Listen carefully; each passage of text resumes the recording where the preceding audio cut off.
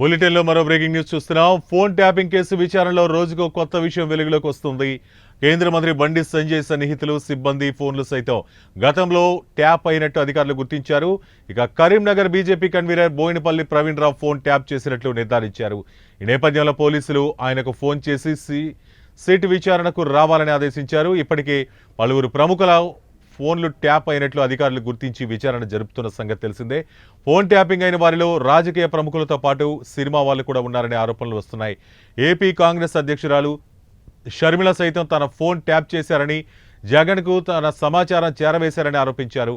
మరోవైపు తెలంగాణ కాంగ్రెస్ పీసీసీ అధ్యక్షుడు మహేష్ కుమార్ గౌడ్ ఇప్పటికీ సిట్ విచారణకు హాజరయ్యారు.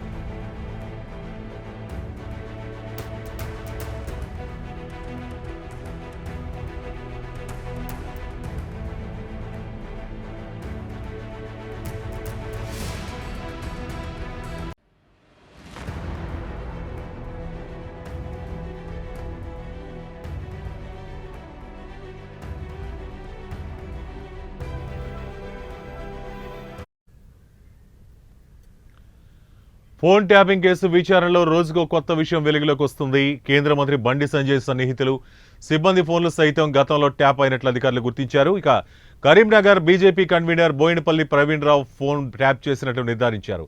ఈ నేపథ్యంలో పోలీసులు ఆయనకు ఫోన్ చేసి సిట్ విచారణకు రావాలని ఆదేశించారు. ఇప్పటికే పలువురు ప్రముఖుల ఫోన్లు ట్యాప్ అయినట్లు అధికారులు గుర్తించి విచారణ జరుపుతున్న సంగతి తెలిసిందే.